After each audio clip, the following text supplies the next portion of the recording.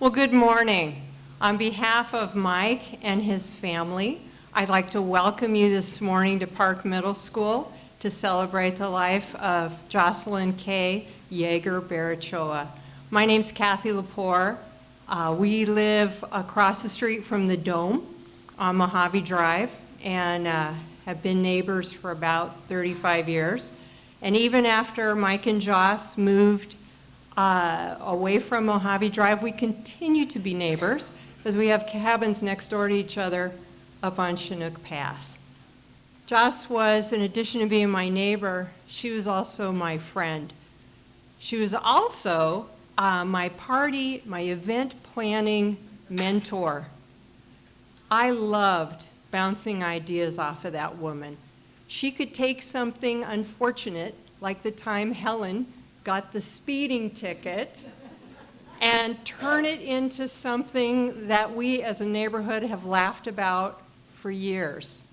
She could take a birthday party for someone who didn't want to turn 80, and I have to say that 80 isn't nearly as old as it used to be, and turn it into something where you have the Richland Light Opera coming and serenading the birthday girl. I've thought a lot about this, and I know that we may shed a few tears today. But in my friendship with Joss, we spent an awful lot of time laughing. And I hope that today, if we do have some tears, that your heart is smiling from the memories that we hear today. So, I promise not to be long-winded. To get started, we're going to see a video, and I have to tell you that when Mike showed it to me it seemed like a love letter, and we're all privy to it from Mike to Joss. I had never heard of Glenn Yarborough before going to Mike and Joss's to play dominoes, but he was a favorite singer of theirs. And I think you're going to enjoy this.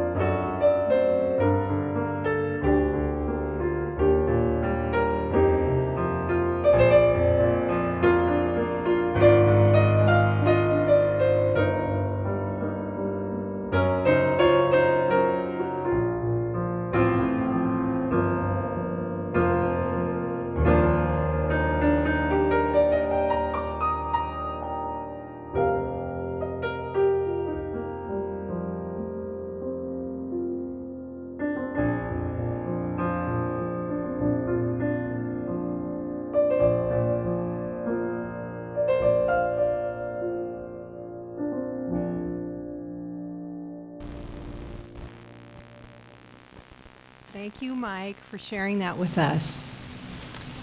Okay, let's see. Mary Jo, you're up. Where are you?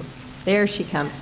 Mary Jo worked with Joss for a few years here at Park, and she's going to share with us some thoughts and memories from her and her friends from education. Joss taught, it's appropriate that we gather here today. Joss taught her whole career, 30 years here at Park Middle School. And I think that's probably why she and I got along so well, because I think collectively our bubble was kind of off-center a little bit. I think you have to be that way to survive middle school. That's true. It is a unique brand that likes middle schoolers. But yeah, I met Joss the year I got hired, 1977, 78. And we hit it off to begin with, and we're friends till she passed away. So her history here at Park, you know, we were all busy doing our own jobs, so I was never out in her classroom. So this assignment forced me to call other people to say, what do you remember? And they said, well, I was teaching in my room. I wasn't in Joss's room. So we had to get creative. But anyway, her first day of class with kids, because she taught an elective, so she got a lot of kids throughout the year. They got a lesson on how to spell and say the name berriochoa. And they got a brief history of Basque ethnicity, and where do you go with that, right? The other thing in schools, as a rule, you cannot chew gum in the classroom. Now, Joss really didn't care if kids chewed gum, but a rule is a rule, and she was a rule follower most of the time. So she always made them spit it out and on a paper plate, but it became her gum tree. And that was the big adventure by the end of each session with Joss, was to see how the gum tree had developed. And because she had respect for kids, she explained to them that I really don't care if you chew gum, but it's a rule and you can't stick it under the table. So it became a work of art every 6 or 8 weeks that the kids turned over, depending on the grade level. Then the other thing she did, she loved Halloween. She loved dressing up, as you could see from those pictures. So Halloween was a big day, and she brought in her skeleton for the kids to use for drawing, to teach them about anatomy and physiology. And she also loved the Day of the Dead. She had a big celebration of that, too, in her classroom.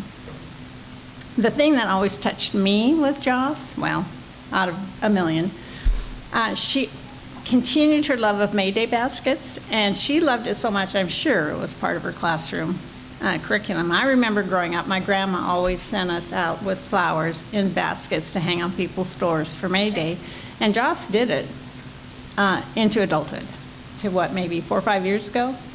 Yeah. And her big deal was to go out and get very special paper for May Day baskets. Going back to the gum tree, one of the counselors here was a bit of an imp, and she'd stand out in the hallway that Joss's class was and say, hey, going to Mrs. berriochoa's class? Here's a stick of gum. Hey, Mrs. berriochoa's class? No. Yeah. So then one day, Joss came to school, and you know, she and Mike had a history of getting up at dark 30. I will never understand your lifestyle, okay? But as she was walking down the hallway, she'd go step plunk, step plunk, step plunk, and she looked down. She had one red shoe with a heel and one black shoe that was flat. And we all just figured, you know, it's dark at their house when they get up. You can't see what shoes you're wearing. Because of her talent, she did a lot of work for Park. And as a school nurse, I never had much clout. I was on the bottom rung. So when she would make banners or teach calligraphy out in the classroom, she actually made me my very first nameplate on colorful paper. And finally, probably 20 years later, it was so marked with tape and ripped from tape from moving it from office to office, I had to finally get rid of it. But I loved that nameplate, Mrs. Wilkins, in Joss's handwriting. And then, in closing, she think before the remodel, but especially after the remodel, she had the kids demonstrate their art out in the courtyards. When it was nice weather and there was an event going out, she sent the kids out with chalk, and they decorated the pathways out here. So Joss was loved by kids. When Mike posted her notice on Facebook, I did not see one negative comment from a student. They all talked about, oh, I remember Mrs. berriochoa. She was so kind. She was so wonderful. She also treated kids just like she treated adults. Everyone deserved respect until you messed up, and then it was gone. But it did not happen very often. She was a creative woman, and we're all going to miss her an awful lot. Thanks. Thank you, Mary Jo.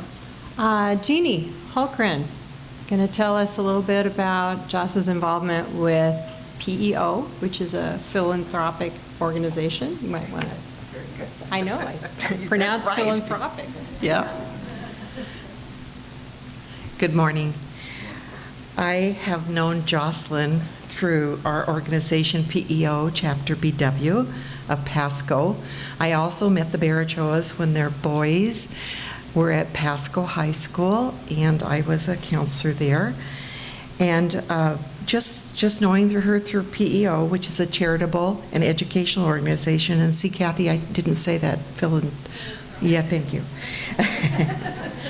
Joss served as our president for several years, and she was a significant contributor to our projects to raise money for women's education. These were often young women that were single mothers and had had their education interrupted, or they might be outstanding high school seniors who were competing for scholarships with women across the United States and Canada. And Joss liked nothing better than to help women get their education. That was really important to her. When our Pasco group had an opportunity to establish our own scholarship under the national organization of PEO, it was Joss who came up with a name for our scholarship, and it was Bettering Women for Chapter BW. She regularly used her fun, creative, and generous nature and skills to host events, help raise money, and to continue teaching us, as all teachers do. I don't know if you've noticed that too, but I'm always learning things from teachers. And one thing she taught me very tenderly was that there was too many different colors of red on my Christmas table decor. I learned that from her. At Christmas time, even just this year, Joss and Mike collected greens for wreaths, and Joss tied over 100 custom bows, delivered tables, and collected and helped arrange them, and then helped with the cleanup. Her easygoing, if you remember, this will work just fine. Her relaxed way of approaching life was so helpful. And we always were delighted in PEO when she recruited Mike to help her. Mike, whether it was by building a wreath press or putting on a magnificent bass dinner that could be sold as an auction item and help raise money. But least you think that Joss and Mike were people who just did projects. You've already heard one of the best things about them, and their best attribute, in my opinion, was their ability to make friends and keep friends. It's very unusual. Sometimes I ask myself, where do people learn that? And sometimes I think they learn it at their knees of their mothers, but anyway, it's a fabulous, fabulous characteristic. I don't know where all those wonderful creative characteristics came from with Joss, but I do know this. Joss's love for others, her willing gift of friendship, and her unusual and generous acts of hospitality shall live on through the entire berriochoa family. Thank you.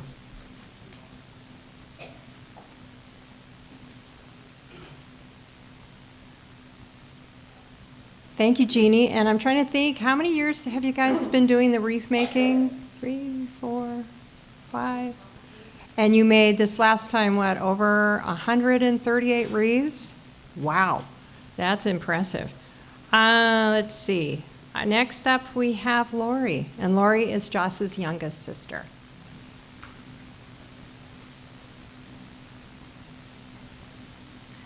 Good morning. I'm Lori, Joss's younger sister by 4 years. And Pat and Jan are 3 and 4 years older. Joss was the middle child. I called her the connector because she would always call and keep us up to date on everything. Joss and I shared a bedroom when we were younger. I remember being like a gnat. We had a bunk bed. I would dangle plastic spiders or tickle her with a feather or put flying objects around like ghost-like. And then Joss's response was she would kick me up from below.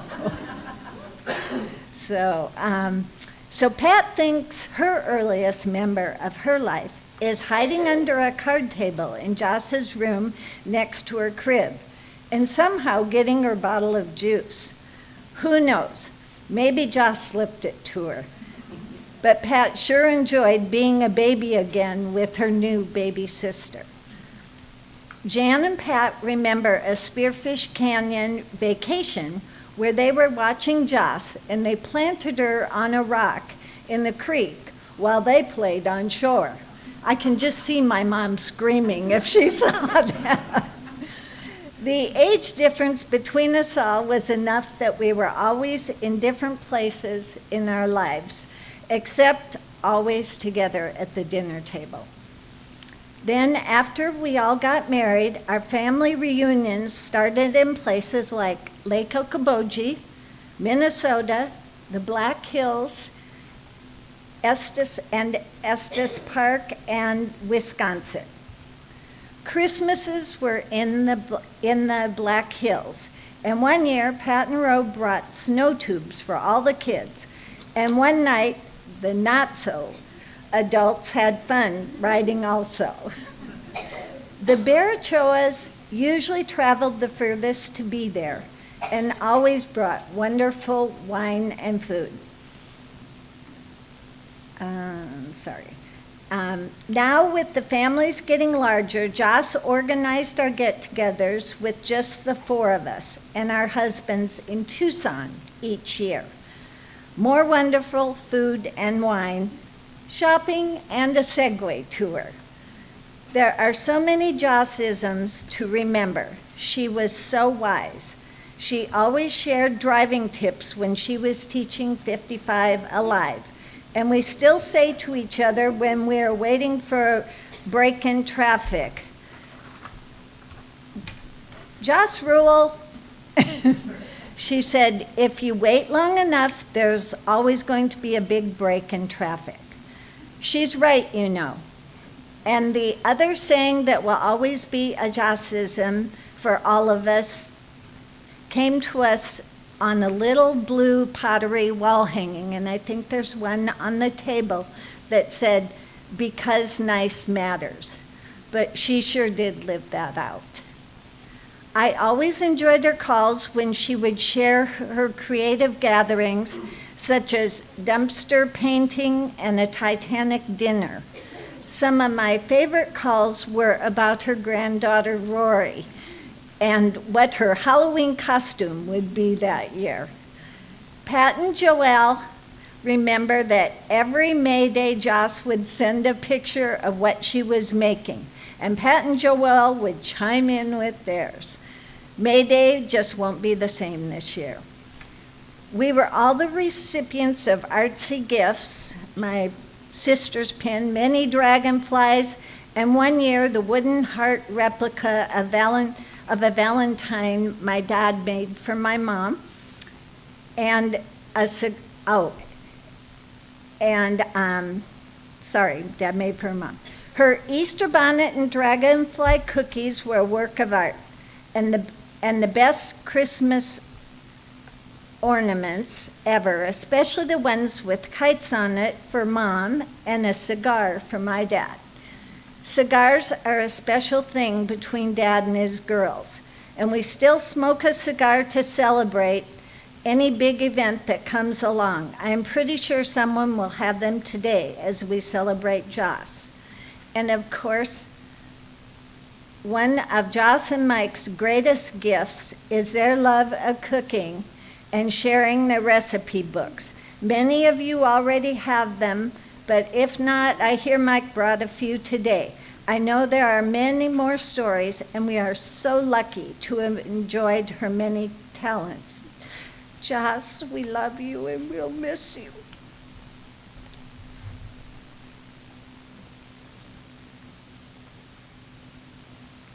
Thank you, Lori. Did a great job. Okay, next up we have Jody, and Jody is a niece.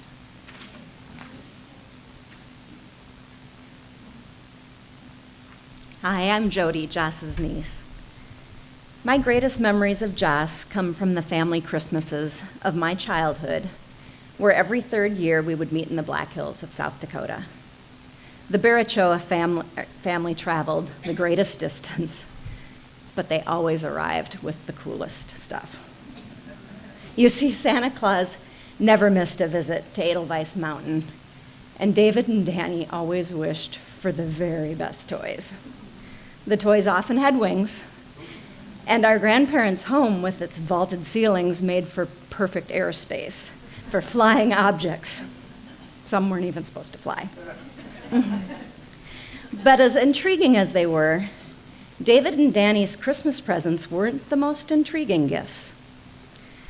Because you see, there were always 21 identical bundles under the tree, one for Grammy and Grampy, each of the Yeager girls, their spouses and kids, always wrapped identically, but not traditionally, sometimes in a burlap bag or other unique wrap.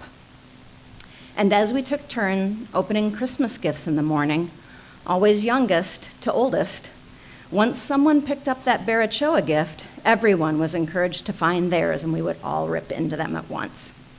A quick scramble of opening chaos would reveal that year's treasure. It was always something cool, always something creative. It was typically handcrafted. The first one I can remember was, I think, in 1982. I counted backwards by threes to get there. Each of us got an off-white crew neck sweatshirt with a hunter green silk screen emblem on the front that read Edelweiss Mountain, and it was surrounded by pine trees. Keep in mind, this was before you could just go online and order something like that from Custom Ink or Etsy. In fact, it was about the time that those T-Shirts Plus locations were opening at every mall in America. But Joss's design was not a simple iron-on. It didn't come from the mall. You see, she and Mike silk-screened them, of course, by hand. I think it was one of the little cousins that drew the attention to the trees on the front of the shirt. You see, there were 21 pines on the front of the shirt, one for each of us. They were different sizes, representing ages, and they were grouped in bundles representing families. I still remember finding my specific tree in that forest. It showed I belonged. That was the thing about Joss and about her gifts and about her creativity. It somehow invited people in and made them part of something bigger. It signaled that they belonged. Joss's true gift was creating community and celebrating traditions. I bet this weekend you'll hear other stories of the crazy things that Joss brought to Edelweiss Mountain. In fact, it's a rare gathering when we don't recall the huge pan of chicken spaghetti that went missing in action. Joss decided to bring it frozen in her checked luggage, and it got lost by the airline. Yeah, she used to bring the craziest things. We can still hear Joss on the phone telling customer service with a huge chuckle, well, you better find it pretty soon because it's going to start to stink. The airline not only found it, but they had it hand-delivered to our remote mountain location in time for Christmas dinner that year.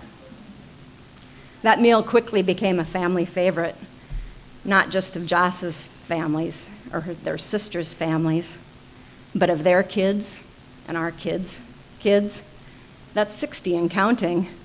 And based on last night's feast, it's a much bigger fan base than that, even.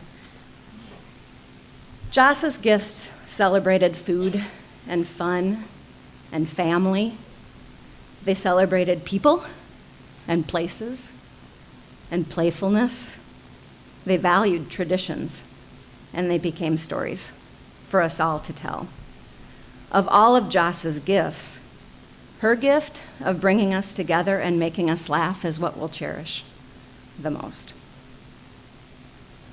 And to commemorate her ability to make serious, grown-up people be silly and have fun, please join us at the cemetery today and grab a kite to fly in her honor. That's my gift to you while supplies last. And the very most colorful, happy way I can think of to wave hello to Joss and celebrate her love of fun and flight. Thank you.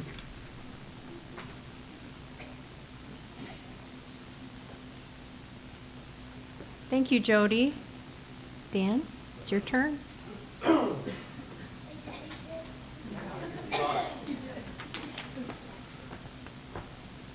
I've got to channel my inner Joss for some hand movements and noise here. But now, looking around the room at the people assembled, Mom would be looking down, knowing she's missing this, and go, ah! Especially here in the building that she spent 30 years of her life dedicated to. But knowing that she couldn't be here and that we are, she'd be like, oh, okay, what fun. That was always what my mom would say when we would talk. And I think she'd fully expected to be rating some Columbia Crest Chardonnay for the rest of the afternoon. Stacy, I'm looking to you for that. I'd like to say thank you for everybody that's here, for being here. I know that people traveled a long way, all the way from the East Coast and all parts in between. Mom was a lot of things to a lot of people. She was an artist, a wife, a mom, a sister, an aunt, and most importantly, a Grammy. And it was that last role that I think was her favorite, whether it be shopping for Rory, taking her out and buying her probably, Mom never said no, she just always did it, even when it was -50 in Fairbanks, buying her boots that were going to turn her feet to ice blocks, but Mom didn't bat an eye. She was like, whatever Rory wants, Rory gets. And she always had something fun for the boys to play with. One time when we were living in Washington, she brought this weird bottle full of like red liquid and glitter that she swore was indestructible. And we were like, Mom, don't do it. You haven't been around the boys. And she's like, no, it'll be fine. And she handed it to Vince, and he chucked it against the wall, and it exploded, and glitter and red stuff everywhere, and we did not get that security deposit back.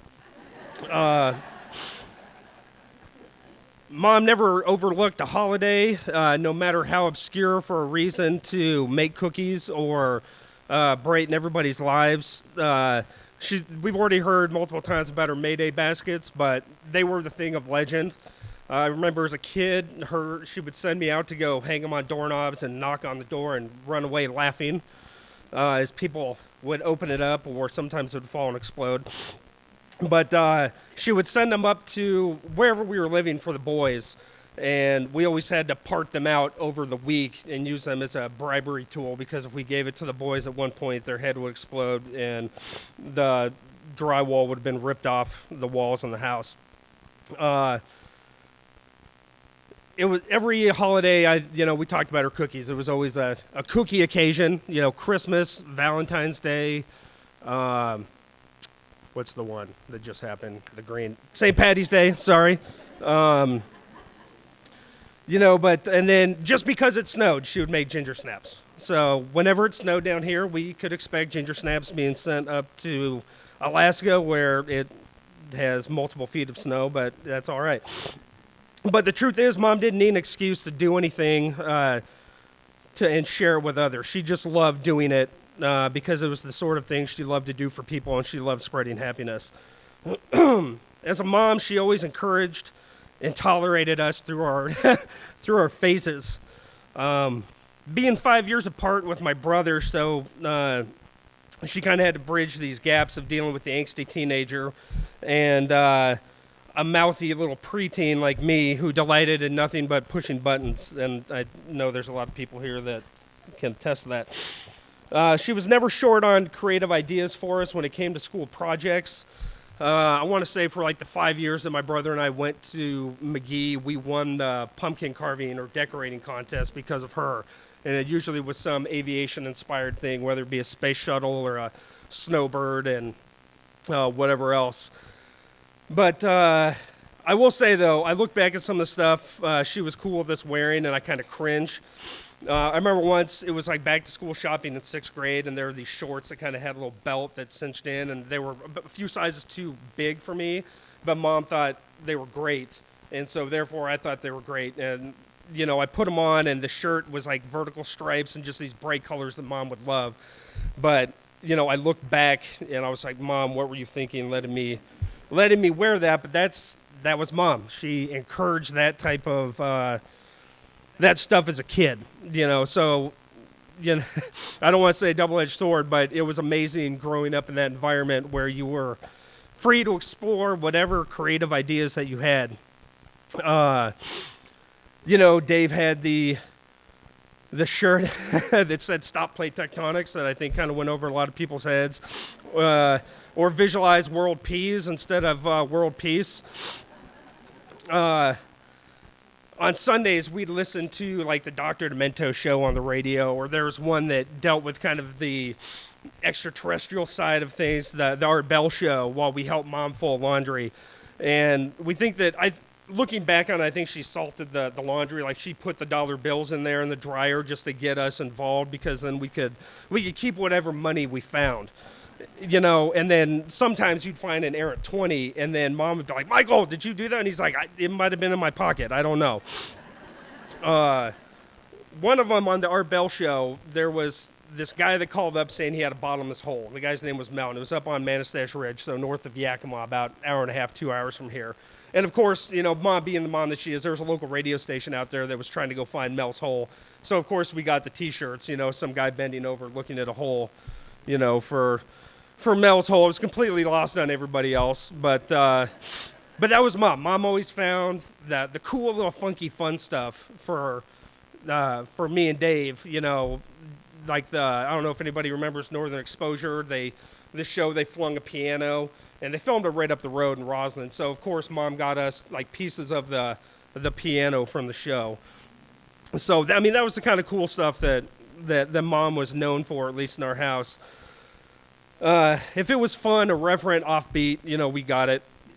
To this day, I can still tell what a Klaus Oldenburg sculpture, and I'm not big into the arts, but, like, I can tell that for some reason, or a Shahuli glass piece, and it's because of her, because that's what we grew up with. Everywhere we went had something to do with. She always brought in that artistic ability, and she had a great eye for detail.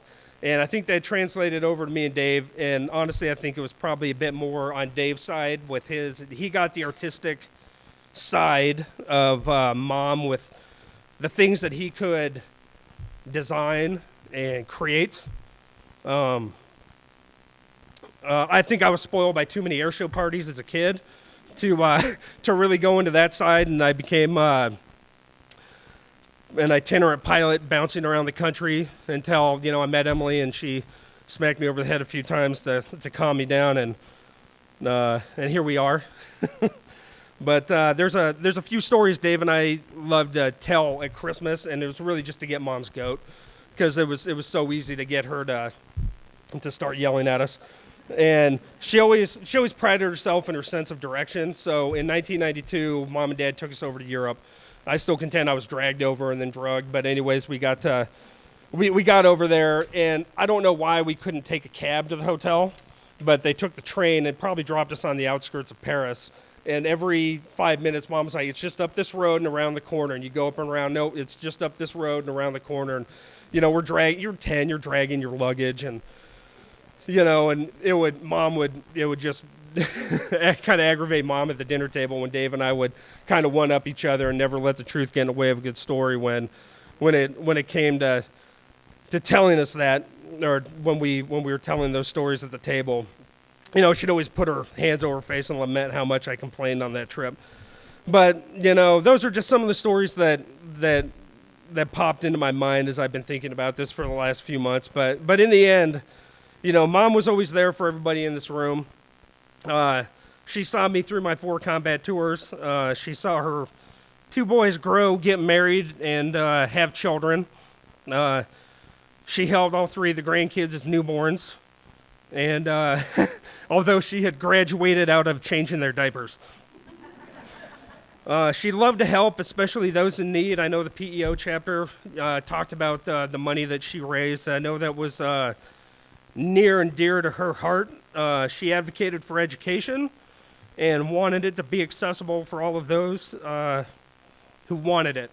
And so as I was trying to figure out how to wrap it up, when I wrote this, I didn't know, and I was digging through some of Mom's stuff yesterday, and I thought this was nice, but it said, "We only lose the presence of those who have left us. What they have created, accomplished, sought for, and found, all that they have given of themselves remains with us." So, again, thank you all for being here, and that's all I got.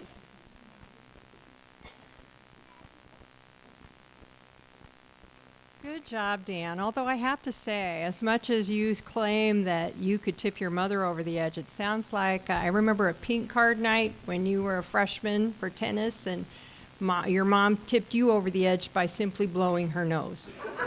So, next up, we have Mike.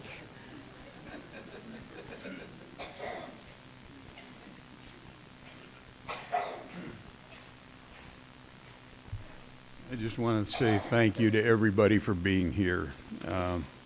It's been a tough couple of months for our family. And on behalf of my boys, their families, the whole Yeager clan, thank you. It's meant a lot to us. I know you're here because Joss touched your lives, and clearly you touched hers. You know, we've been blessed with so many wonderful friends that have helped us through this.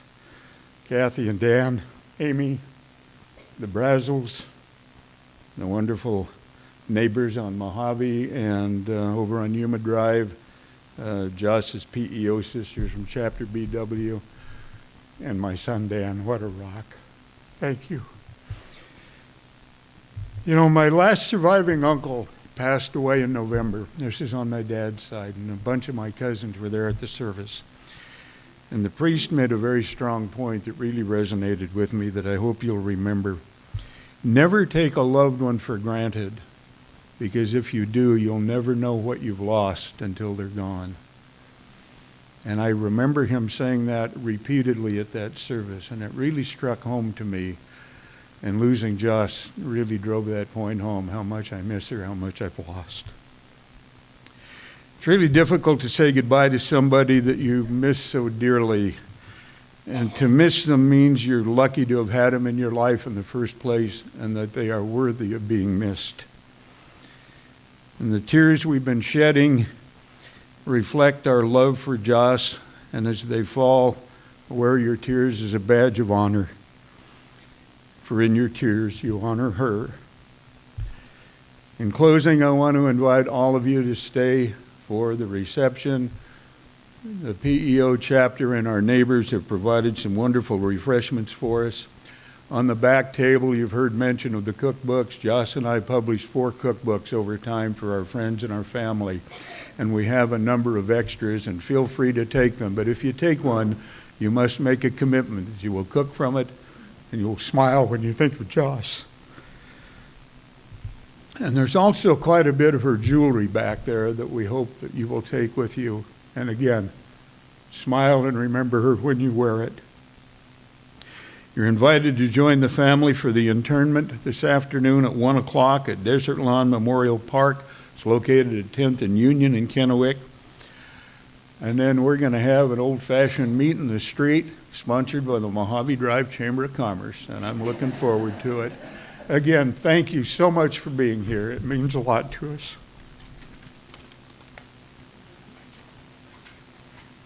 Thank you, Mike. Okay, so he told you about the cookies. These are all from Joss's cookbook. Dan referenced the ginger snaps. I call them adventure cookies. They've been sent with me when I had to say goodbye to loved ones. But also, he talked about how she made those cookies when we had snow days. Yeah, about 10 o'clock, I got the call. Go over there and have some coffee and cookies. So please enjoy the cookies. We have coffee and punch provided by the PEO. Also, we're in a middle school. I invite you to enjoy that chair as long as you would like. But where's Rob? Rob, where are you? Okay, Rob is going to move the chair thing back in the back of the room. And so when you're done with your chair, if you could put it up there, we'd really appreciate it. Is there anything else? Oh, the meet in the street will be about 3 o'clock. It's going to be in front of the dome. And here's the thing. If you see lawn chairs out there, that means we're going to be in the street. If it's cold and gross, then we're going to my house, and it's across the street. So it's a very casual affair. Bring your lawn chair if you have one, and whatever you'd like to drink, and we've got food there. So, is there anything else? Okay, thank you for coming.